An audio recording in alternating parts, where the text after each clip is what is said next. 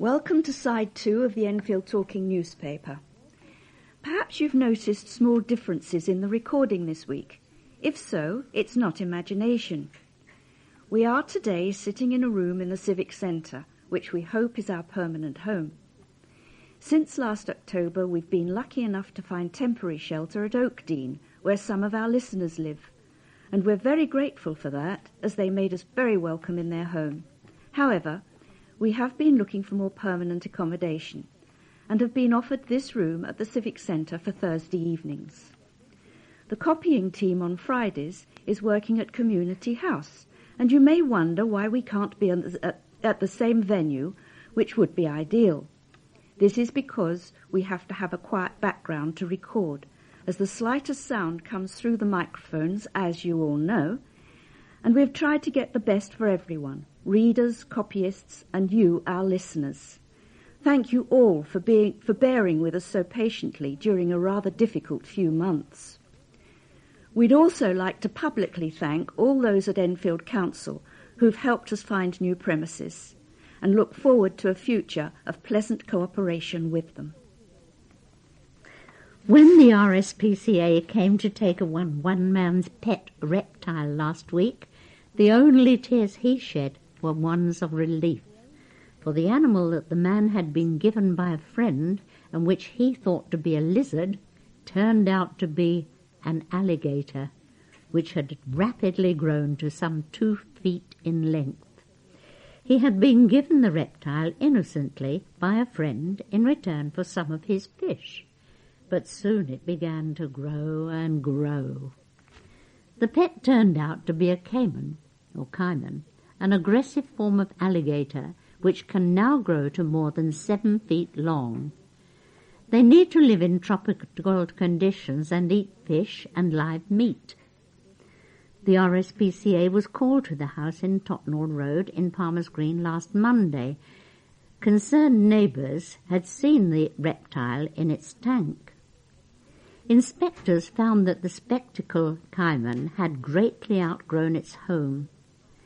The owner has been given a formal warning by the animal charity, which has powers to prosecute, but as he didn't realise it was an alligator, no legal action is to be taken.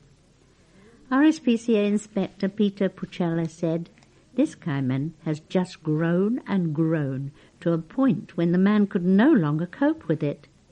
It was in a 4-foot tank with water, lighting and heating, but there was no area where it could bask, so it was forced to stay in the water.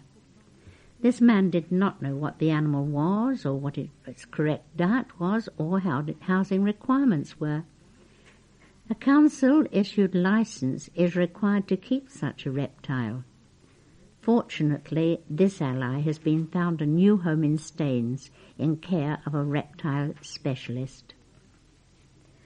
A time capsule which could give future generations an insight into the history of a Southgate pub was buried last Wednesday in its grounds.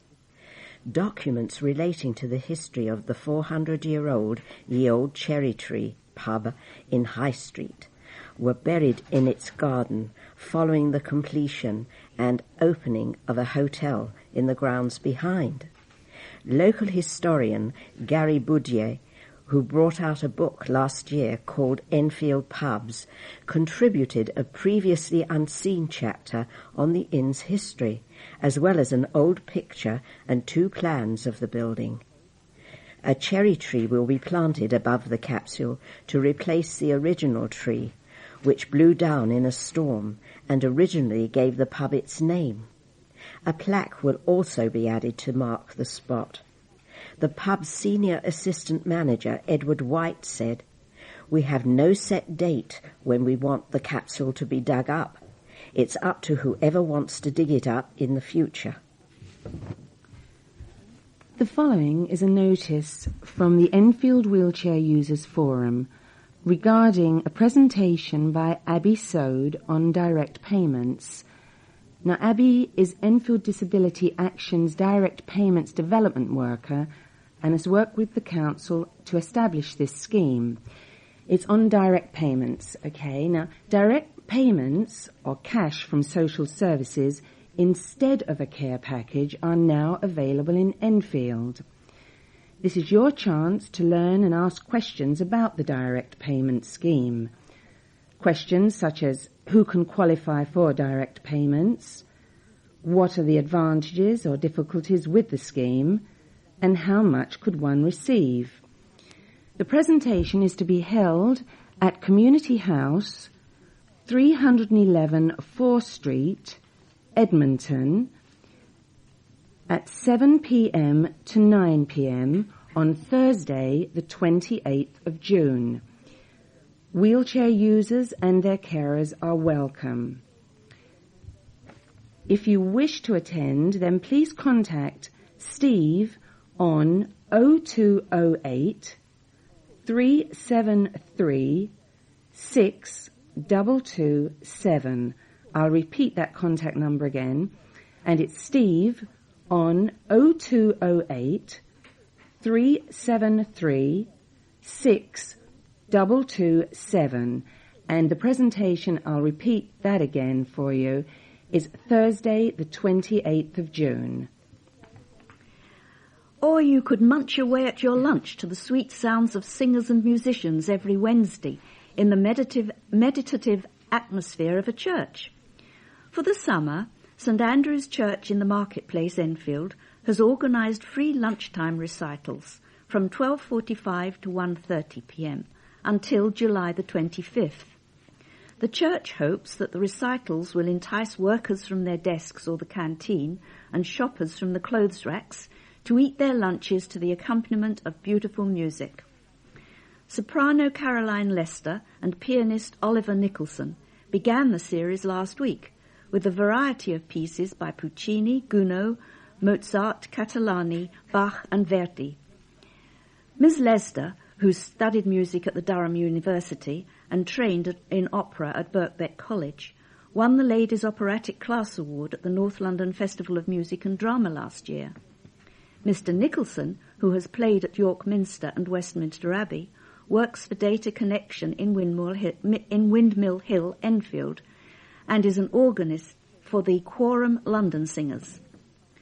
This week, the choir from Junior Department of Keble Preparatory School for Boys in Winchmore Hill performed, while next week there will be a performance by the choir of St Andrew's School in Enfield.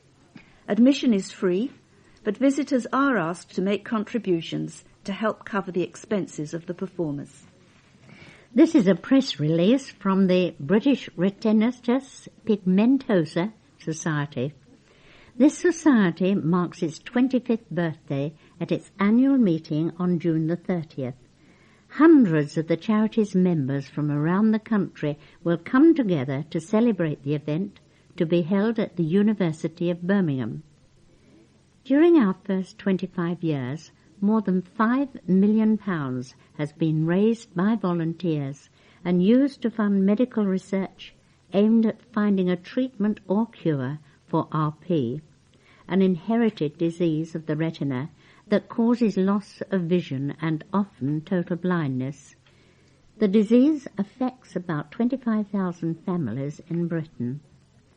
The BRPS was founded in 1976 by a former air hostess, Linda Cantor, shortly after she'd been diagnosed.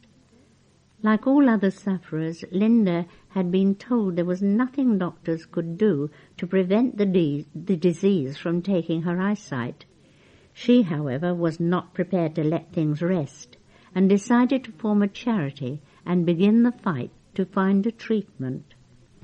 For most of the last 2.5 decades, the prospects for RP sufferers remained bleak, but now, thanks to no small measure to the fundraising efforts of BRPS members, all this is changing.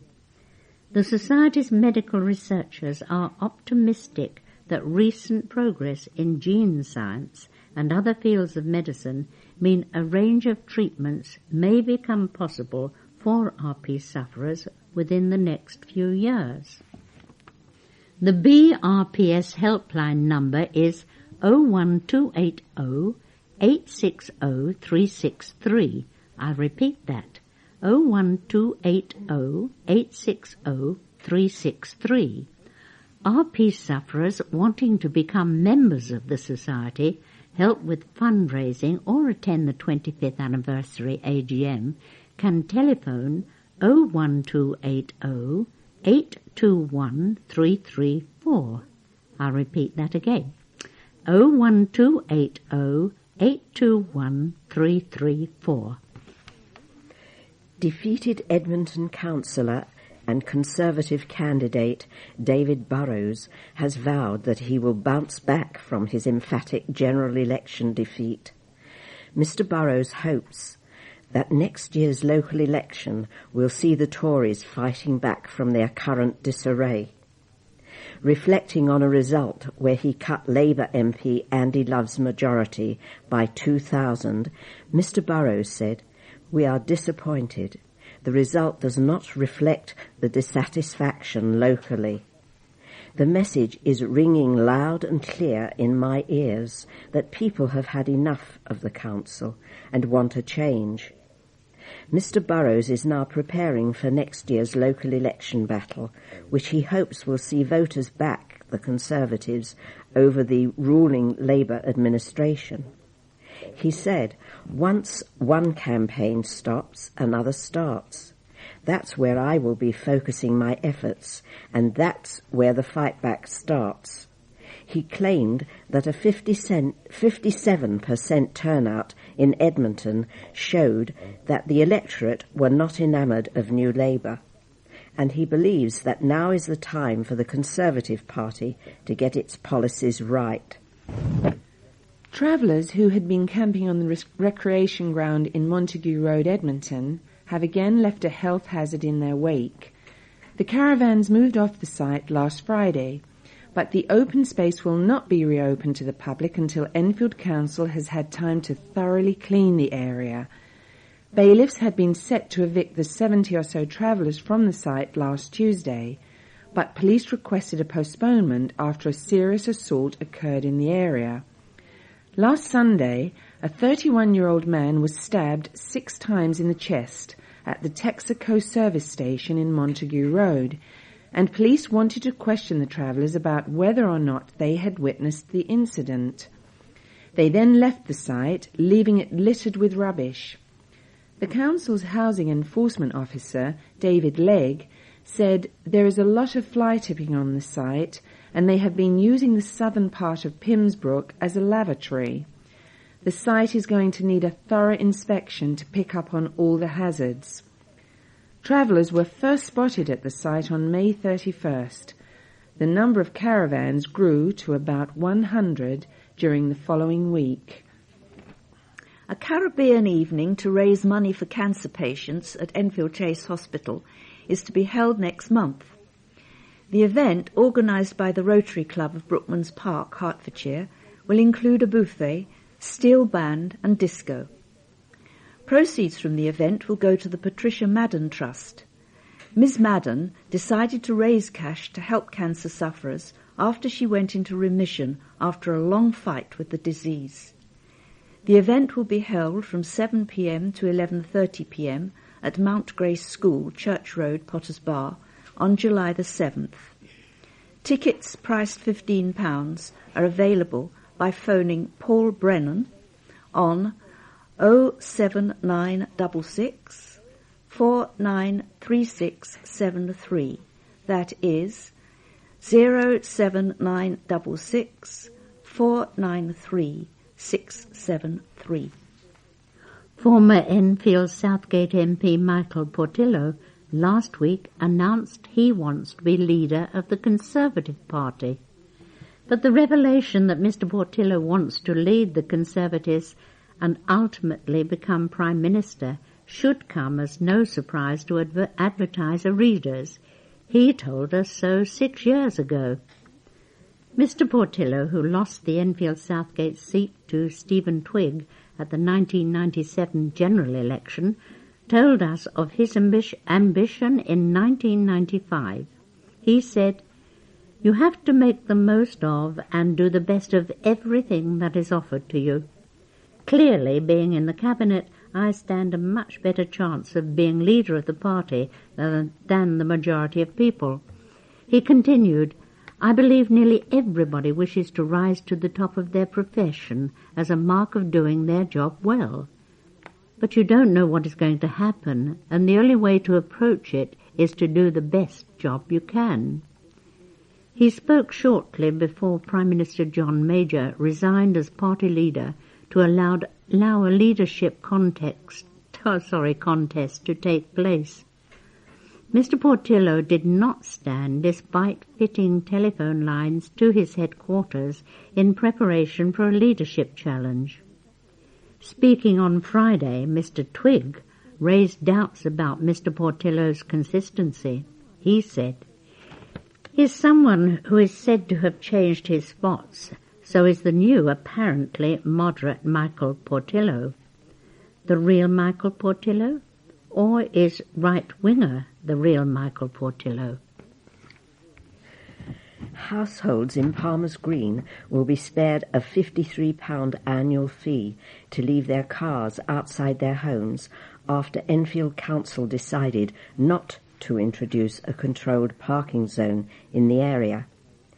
Parking difficulties caused by shoppers, shop workers and commuters leaving their vehicles in the streets surrounding the main Green Lane shopping area led to the council asking residents if they wanted residential permits brought in to reduce congestion. Householders living in up to 16 of the roads with parking problems could have faced a charge of £53, with local businesses being levied a charge of £250.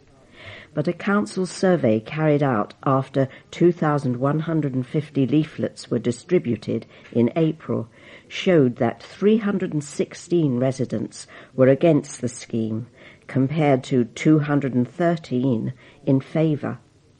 Only residents of Devonshire Road and Old Park Road, where parking is currently prohibited from 11 a.m. to noon each day, came out in support of the proposal. The council will now ask them if they want the current parking restrictions modified. The council's lead member for the environment, Councillor Betty Costello, said, "We have listened to local residents, and the consultation exercise helped us gauge opinion.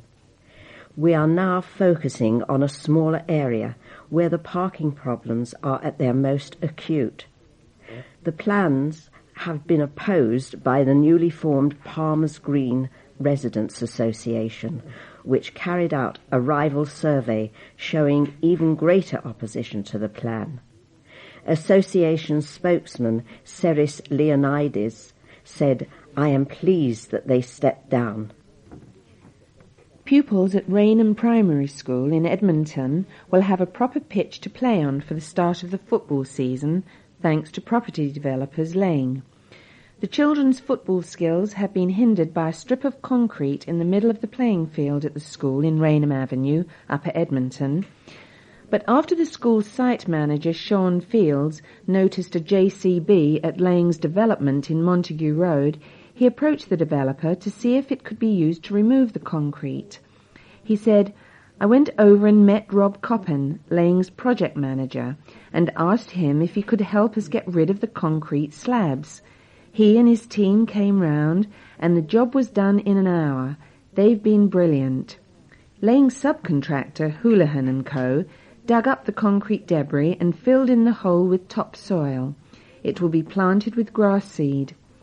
Local clubs will then be able to play on the new football pitch, as well as it being used by the school. Youngsters had the opportunity last week to make presents for their dads. They grabbed their hammers and nails on Saturday to make Father's Day presents at a children's DIY class at Enfield's B&Q warehouse. Children aged 6 and older were shown by DIY experts at the store in Great Cambridge Road, Enfield, how to make a tool rack. A spokeswoman for B&Q said, "We see lots of children coming into our stores with their mums and dads and wanting to know how to make things. Kids have also already proved themselves as great cooks and technology wizards, so we thought, why not get them really interested in DIY? Apart from the educational value, it's hard to beat the fun and satisfaction of making something yourself." And toddlers took to the water last Thursday in a sponsored swimathon at Albany Pool in Enfield. They may have been too young to know that having so much fun was helping to raise money for a worthy cause, but that didn't stop the little swimmers. About 50 children between the ages of 3 months and 3 years, wearing rubber rings and armbands, splashed across the swimming pool to complete the sponsored swim. Jane Norman, deputy manager at the pool in Hertford Road, Enfield, said, "It was an excellent day. It was really popular, and we had about 50 swimmers, and quite a lot of money was raised. All the money will go to the Tommy campaign, which funds research into miscarriages, premature births, and stillbirths." The event was organised in association with the nappy company Huggies. Jane said, "We probably raised about £1,000. The swimathon involved the children swimming a width of the pool without the help of their parents. It's the first time the pool has staged a swimathon, but the success of the first may prompt the management to hold others. Concerned parents are demanding that road humps are installed outside a primary school in Ponders End to stop cars speeding. Curzon Avenue was blocked last Thursday as parents and residents protested against the lack of traffic calming measures. Campaign leader Carol Jones, who lives in the road, said that in the past 3 months 2 children had been knocked down outside Alma School. Mrs. Jones and her husband, Roger, have collected nearly 500 signatures on a petition that they plan to hand to Enfield Council. Mrs. Jones said that a council officer told her there were worse traffic problems to be dealt with before speed humps in Curzon Road became a priority. She said, "I am going to keep going. I am not the kind of person who gives up. All we want is our voice heard." Mr. Jones said, "We had not long moved in here when the lady a few doors along had her car written off. Our concern really started then." A council spokeswoman was unable to say whether Curzon Road would be considered for traffic calming measures. A bid to install security cameras in a crime-plagued neighbourhood has been rejected by the government. Enfield's Crime and Disorder Partnership Board, which includes Enfield Council and the police, submitted 2 bids to the Home Office in August 2000. The bid for a borough-wide monitoring centre, which will have access to all closed-circuit television cameras in the area, has already been approved in principle, but the board will find out if its final application has been successful in early July.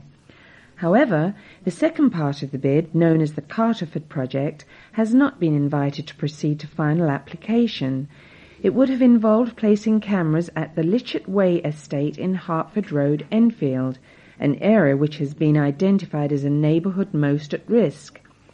The Home Office rejected the second bid on the grounds that resources need to be fairly distributed throughout London and that it was Enfield's second bid and not its priority one. Councillor Lynn Romaine, who has helped to put the bid together, said, "Carterford was not easy to get through because we already had the large bid in. We are going to see if we can do Carterford some other way."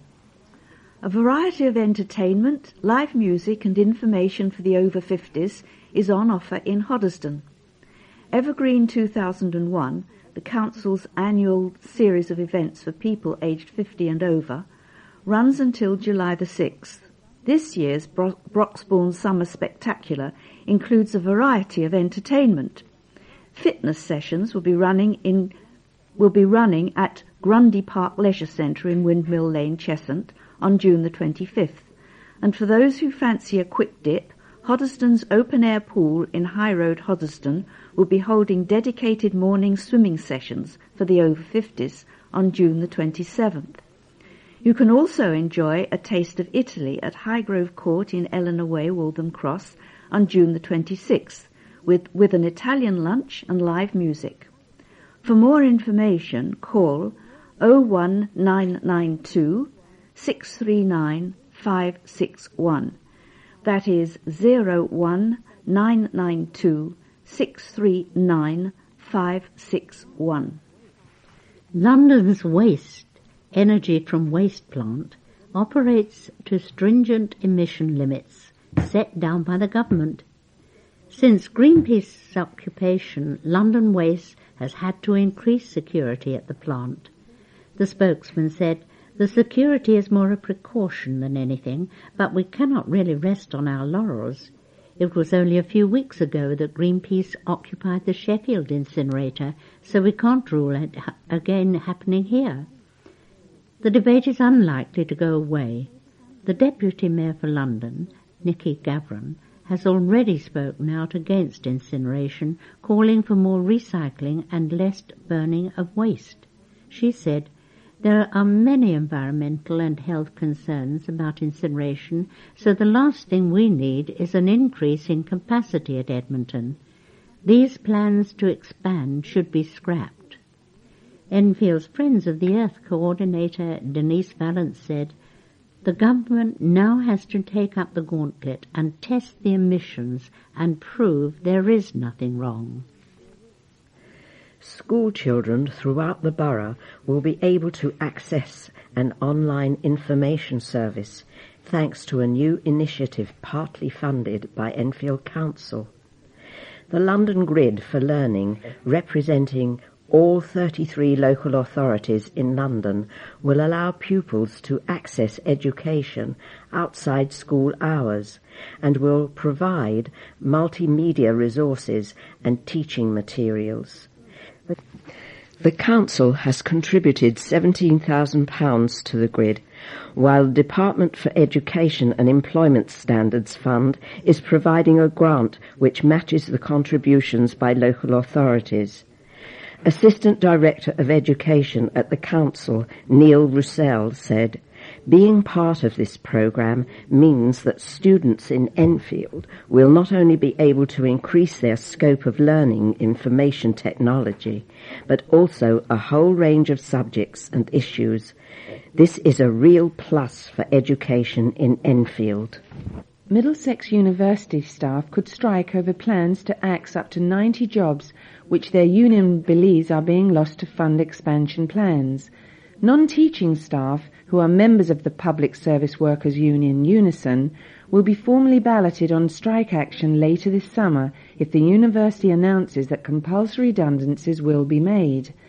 The cuts were revealed in an email to staff from Vice-Chancellor Michael Driscoll, who said that up to 4% of the total workforce could lose their jobs, while others would be moved from struggling to more successful departments in the university. Unison members decided at a meeting last Wednesday to hold a formal postal ballot on whether strike action should proceed. The union's university branch secretary, Andy Tremaine, said the job losses were required because the university was building up a financial surplus to construct a new campus in Tottenham Hale as part of a reorganisation which will increase the number of students to 30,000. But a university spokeswoman said, "The university refutes the allegation that any staff post will be lost for the purpose of funding its estate strategy." She insisted that the cuts were required because staff pay was increasing more quickly than government funding. Well, we've reached the end of our programme for this week, so from the team of Mabel, Lilian, Beverley, and myself, Tessa, with Barry on the controls.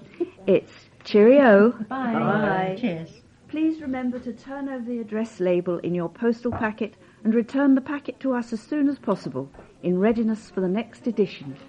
The Enfield Talking newspaper will be with you in 1 week's time.